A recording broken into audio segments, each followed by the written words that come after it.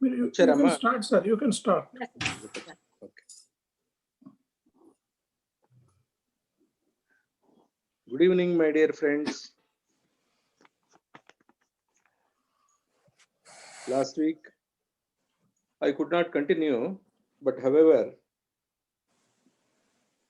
I remember that we are in application of biotechnology. Agriculture we have covered.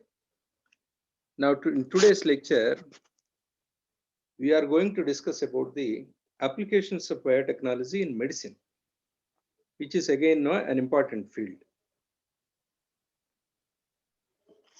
Broadly, the application areas in medicine can be divided into three.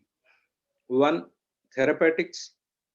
Therapeutics means preparing the drugs which are required now for diseases through biotechnology. Normal drugs are different, but suiting to a particular drug, altering the genetic mechanism, altering the DNA sequence, gene sequence, and then make the gene to produce a protein which can be used as a drug to cure a disease. So here biotechnology plays a very major part. So that is therapeutics. Second segment is gene therapy. It is replacing a gene, defective gene, with a suitable gene, so that the effect of the diseased gene will not be expressed in the organism, but the healthy gene expression will be there, so that the disease will not express in the individuals. Again, this can be done in two ways. The gene therapy. Suppose you identify a particular disease in the embryo stage itself, then through this is a permanent solution in the embryo itself, the gene therapy can be done, so that the entire life period of that particular organism or individual, the disease will not express, it will not come. I'm talking about the embryo stage. It can be days, it can be a month also. I told you one thing which you would have remembered. Embryo cells, before they are distributed into various cells to form tissues, the entire embryo cells now will be totipotent. Totipotent means they can express itself, they can be used anywhere like any cell. There is no demarcation like this cell is meant for arm, this cell is meant for a muscle. Like that kind of a differentiation will not be there. All embryo cells will have the power of totipotency, so that they can be used anywhere in the body while developing the organs. That stage, if a disease is identified and then that is cured with gene therapy, by taking out the defective gene, inserting a healthy gene in that place, that is a permanent solution for a disease. Okay. What happens when this disease you identify after, let us say, 2 years or 3 years, in a baby stage or adult stage? What happens? Then alternate is either enzyme based therapy has to be there. That means no, you need to produce enzymes suitably. You have to make the body produce enzymes so that the disease can be averted or reduced, or the more bone marrow transplantation is the another technique. But these two are not related to reproductive, they both are somatic. Somatic means a cell which doesn't have a part in inheritance. That means no, the genetic material is not the coding of the genetic material, the characters of the genetic material will not be there. They are only in the nucleus of the probe. They are only in the nucleus of cells. Non-nucleus, the other cell particle, cell organelle are there after the nucleus. That means no, after the nucleus, not within the nucleus, outside the nucleus. The entire thing is cytoplasm. In the cytoplasm, cell organelles will be distributed here and there. That is called a somatic part. Some of the cells which do not carry genetic material are somatic cells.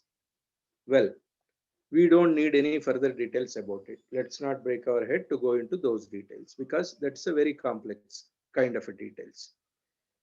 So bone marrow transplantation or enzyme related treatment are the two mechanisms if you are not treating the disease in the embryonic stage. However, all three come under gene therapy. Then the third segment in medicine, applications of medicine, is molecular diagnosis. Molecular diagnosis is nothing but identifying a disease by by studying at the molecular level using devices or using procedures. You will identify this particular human being or organism has got this particular disease. Identifying a disease is more important after the treatment comes. You have to identify it perfectly. That is why always when you see the doctors, when you listen about the doctors in our hospitals, you will come across the term many times, diagnosis. Diagnosis. What is the disease? Whether the doctor has identified the disease, the name of the disease is known, the cause of the disease is known. This is all comes under diagnosis. For that, you will undergo many tests. It can be a simple test, a blood test, or it can be a complex test like CT scan. But using devices is one aspect. Studying the disease occurrence at a molecular level, cell level, that is here what I am talking about in the application of biotechnology in medicine. So, three areas. One is therapeutics, second is gene therapy, third is molecular diagnosis. Let us take a few examples from each segment and then now we discuss. I'm talking about therapeutics. Therapeutics is nothing but producing medicines for specific diseases using biotechnology. Simple. Using biotechnology is nothing but a gene is taken, either a gene is introduced or gene is deleted. Gene is introduced into a plasmid and then it forms into recombinant DNA. Recombinant DNA produces protein. Protein required to arrest the disease. Simple. Here, therapeutics. I am taking the case of insulin here. You know, diabetic people will have a problem with insulin.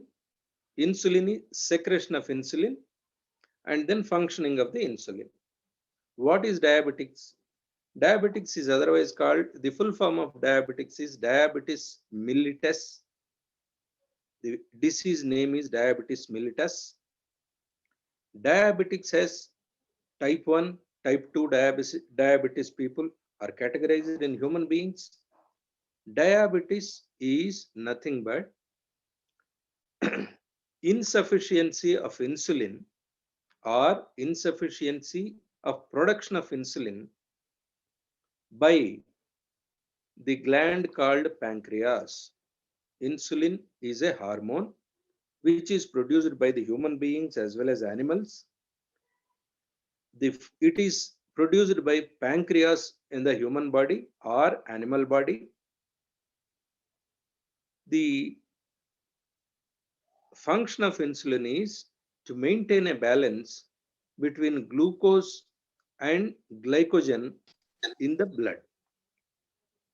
Glucose and glycogen balance, maintenance of balance of glucose and glycogen in the blood is the function of insulin produced by pancreas of a human being or animal. Clear? Whenever you don't find sufficient insulin to maintain a balance in the glucose, glycogen content in the blood. Glucose will be stored in the blood cells beyond a particular level. That situation is called diabetes. Excuse me, sir. Yeah, go ahead. Sir, what is glycogen? Glycogen is a fat, a sugar deposited in the form of a fat, will be there in the body. Glycogen breaks into glucose. Glycogen breaks into molecules of glucose. When glycogen,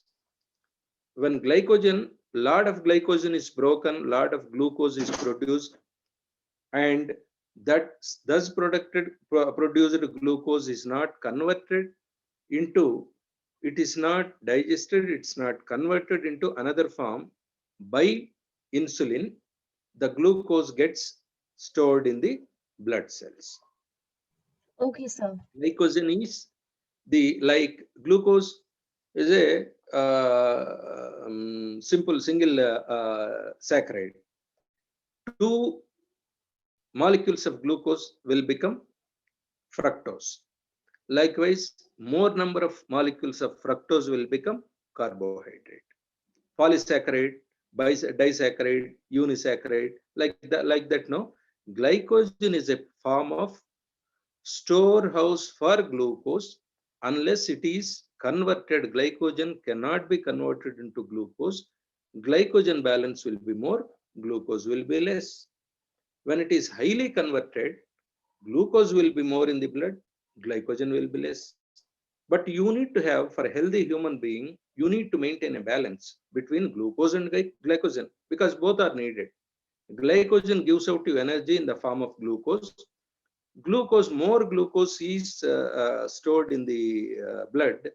You get you never know the impact of that. No, it is deleterious for functioning of all organs like liver, kidney, and even heart. That's why people say whoever is affected with diabetes, unless it is not brought under control, the other function organs of the body will be affected because of the glucose, and sometimes you will not be able to detect it physically. It goes to the some later stage when you find it now some organ is getting affected because of the diabetes. Well, here I told you the maintenance of glucose and glycogen. The healthy human beings level of glucose in the blood should be early morning in the starvation stage. It should be between 70 to 120 milligrams per liter of blood. If it is more than that, you will be termed as a diabetes. Again, there are stages: diabetes 1 or type 1, type 2. Type 2 is an advanced form where you need to take some kind of a treatment. So what insulin does, it maintains this balance. Night you eat your dinner, you sleep. After 10 hours in the morning, immediately when you wake up, you take a blood sample, read the glucose content in the blood. If it is more than 120, if it is falling into the range of 70 to 120, fine, you are healthy. It's beyond 120, no. It reads, again, you need to go for more testing and then get confirmed as to know how the cycle of insulin is happening in your body, and doctor suggests you various treatments. So what normally for these diabetic people in the earlier ages, till recently, till the introduction of biotechnology, what was happening, I told you this insulin is produced by pancreas of human beings as well as animals.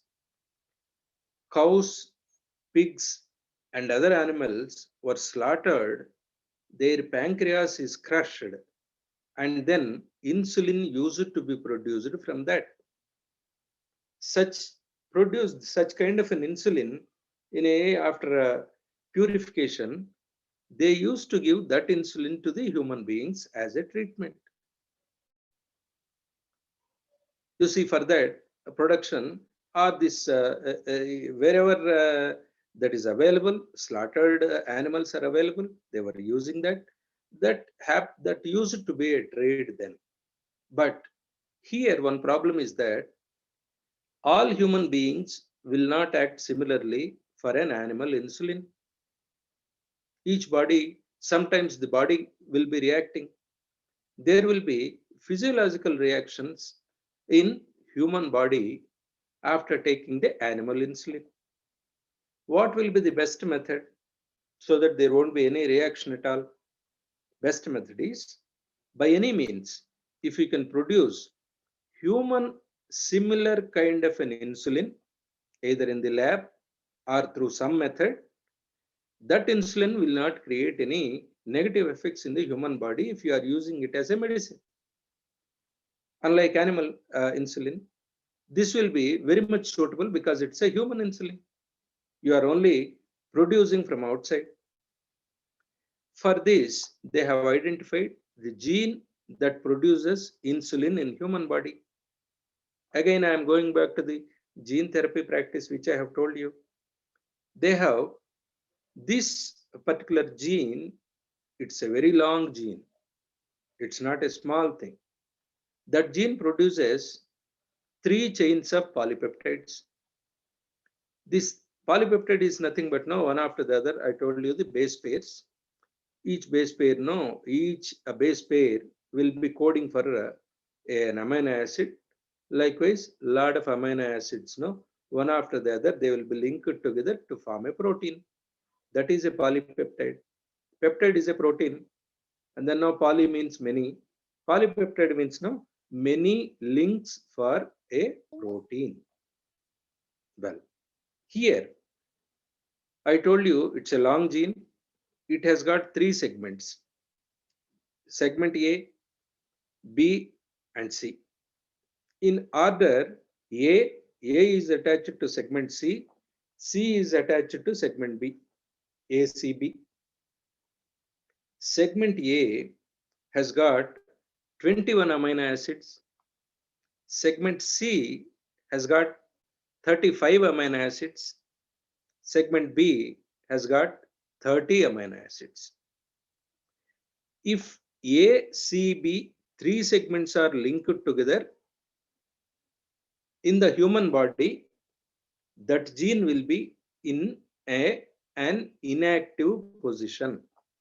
It will not be freely converting, it is not producing insulin. That's why it is called a precursor of insulin, the gene that produces insulin. Here ACB, if A and B are attached, in normal process, what happens? In ACB, there will be automatically a production will be there. A will be cut, and then now C will be cut, B will be cut. All A, C, B 3 units are separated. After that, A and B are made together. This all in the body it happens automatically, not manipulation. I am not saying. In the body, what happens? The precursor of insulin will be an inactive form. 3 linked peptides will be there. What happens whenever insulin is to be produced? This ACB automatically the body makes 3 units. A and B are made together. C will be separated. A and B is the actual insulin, active insulin. ACB is inactive. When body wants to produce insulin, C will be separated. A and B are made to link together so that insulin starts generating within the body. This is the mechanism, you simply remember it. Here, what scientists have done, ACB, they have separated the 3 polypeptides for A unit. Again, recombinant DNA technology, that gene is introduced into a plasmid or E. coli. That recombinant DNA technology, again, more number of that polypeptide are produced. C is separated. B, similarly, B is No, it is given to a plasmid. Plasmid again no, generates recombinant DNA. Both things are made to in a lab condition. Both are taken together.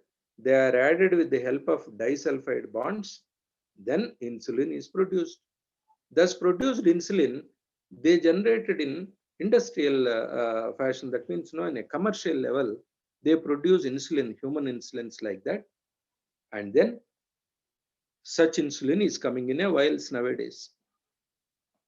This particular technology is started by a pharmaceutical company called Eli Lilly, Eli Lilly. Eli Lilly in 1983 could able to separate C segment from A and B, and they have successfully combined A and B segments in lab condition, and commercial insulin they started producing. This commercial insulin, the base is taken from human beings. That is why this will not create any negative effects if it is given to human beings. Thus, the insulin in a grand scale, commercial scale, that's being produced. This insulin called Humulin, because it is from human beings, Humilin. Humulin is a genetically engineered insulin. I told you the major mechanism. So, likewise, for majority of the diseases, you have a scope to identify and then produce a suitable medicine for that. I have given only an example. Likewise, there are many. Like they are identifying. This is now commercially. It has got now a lot of prominence. That's why it's known to everybody. Likewise, many medicines are being produced. Out of all medicines, such kind of medicines are 70 in number now, all over the world. India is using roughly 20 of such medicines. Remaining medicines are of now simple significance, but insulin is of major significance. I am moving to gene therapy now. Gene therapy, I told you, locating and separating a faulty gene and introducing a healthy gene in that place and made to know produce many recombinant DNAs and then ultimately curing a disease like that is gene therapy. For this also, I am taking one example, which is SCID is a disease. Severe cumulative immunodeficiency disorder. Severe cumulative immunodeficiency disorder. A 4-year-old child is identified with this immunodeficiency disorder, wherein now he was to be kept in an incubator for 4 years. He has his deficiencies, his immune system is so susceptible that if he's coming out of a protective environment, he gets a disease, he cannot survive. That is why 4 years they have kept him under a protective conditions called incubator, wherein now every condition is monitored.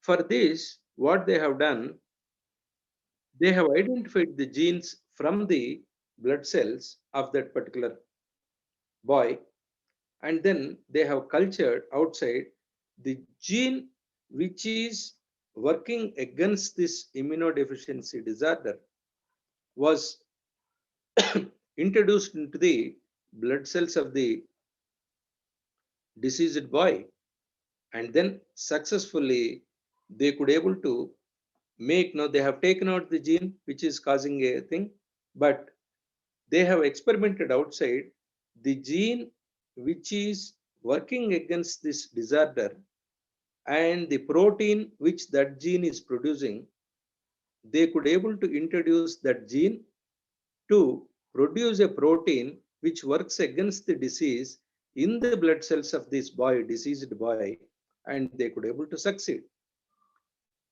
This is after that, when it is succeeded, that means no, now and then you need to give the blood cells. If you have fortified the blood cells with a protein which is acting against a disease, means it is not a permanent solution. I told you, identifying at embryo stage is the permanent solution. At this stage, what you need to do, you can give, sorry, you can give this gene therapy to the blood cells. Blood cells you can know introduce into the boy, but periodically you need to know introduce repeated doses of these blood cells. What happens? Blood cell, every blood cell, it is produced. It will be there for some time. It has got a lifespan. After that, no, it automatically dies. New blood cells will be produced. The function of bone marrow is to constantly produce the red blood cells. Blood cells will function whenever blood cells are no short, they are required, they are dying automatically. Bone marrow produces more number of blood cells. That's how the blood cell count in the human body is maintained.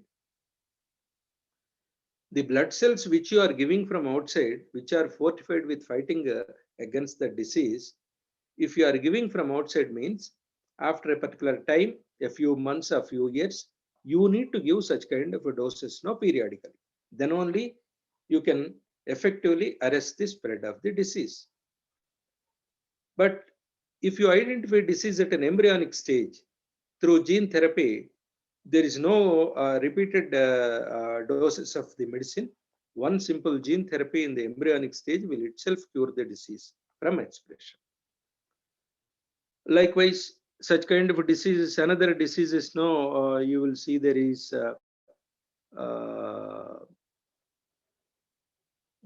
phenylketonuria is another disease, and then multiple sclerosis. These are all certain other diseases, no, where gene therapy is coming to.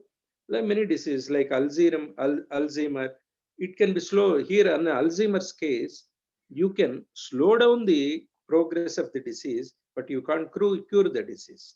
But some arrest of the disease instead of spreading the entire body in 1 year, you can make it happen in 4 years. That way you can slow down the disease. In majority of the diseases where no Parkinson disease, human being are facing nowadays, biotechnology through gene therapy, scientists are finding solutions. Here it is coming to a major help to the human community. I'm moving on to molecular diagnosis. See, any disease, how do you tell that there is a disease? When you go with some problem to the doctor, he writes you or recommends you many tests. Somewhere urine is taken, sputum is taken, and then some of the blood is taken. Through various means, you can find through those tests, you can find whether disease is there or not. But disease is in a minute quantity. Sometimes, if it is in a very undetectable concentration of the organism is there, organism causing the disease. It can be a bacterium, it can be virus, it can be anything. It skips such kind of a test. It will not be immediately, it cannot be identified in a test. Then what happens? All tests may give you a clear picture, clean sheet, and then now doctor says, okay, these are the test results. You don't have any problem. Likewise, he says, but you continue to suffer. Despite that, after a few days, the problem continues to be there. Then there must be something which skipped our observation. You need to have a very more accurate and dependable test, wherein 100% clear opinion has to emerge in in respect of any disease. This only gives, this is the safest bet for any human being. Then only the doctor will be able to identify the disease in the right time, so that it can be curable. In an advanced stage, if it is found out through various means, no, he will not be in any position to cure it. That's how the observation is at a molecular level. That means cell level. In the cell, a protein is causing this. In the cell, some factor which give us a indication that yes, he has got a disease. This is called molecular diagnosis, not a superficial way, not by general method. Pinpointedly, you are going up to the level of a cell in the body. Then you are taking an opinion to find out whether we have a disease or not. Here, 3-4 methods are there in the generally the diagnostic people are using any kind of labs. Few are PCR, polymerase chain reaction is one. In COVID also, if you remember, RT-PCR test. This PCR test is nothing but polymerase chain reaction. Polymerase means no, it is the one which is causing many number. Polymerase is an enzyme which makes 1 into million. You are leaving one there. You want to see thousands of strands, thousands of similar pieces. You add a polymerase enzyme, automatically, many more number of things will come in a very short span of time. In half an hour, there will be millions of samples. If one DNA strand you are leaving it there, add polymerase, and then in half an hour, you will find 1 lakh number of pieces there, similar kind of pieces. That is a PCR test. What happens? You are leaving a DNA sample in the PCR test, asking it to produce more number of samples. In the DNA, if you have any defective gene that is causing some particular disease, you are able to, if one DNA is there in the microscope, you will be missing it. You will not be identifying it. But in the polymerase chain, you are going into thousands of samples, similar kind of it. The entire field of the microscope is with these DNAs only, DNA replicas. Then automatically, there is no chance that you can miss a diseased part. That is the advantage of polymerase chain. Polymerase reaction gives you an accurate picture of any defective gene, defective mechanism. Polymerase chain reaction, multiple DNA pieces, or if it's a bacteria is there, for any disease like the TB, tuberculosis bacteria, Mycobacterium tuberculosis, it is causing tuberculosis, then TB. No, you have to find a microbiome. That bacterium you need to find. If bacterium is very small in count, it skips the microscope. In general tests, you will not be able to find it.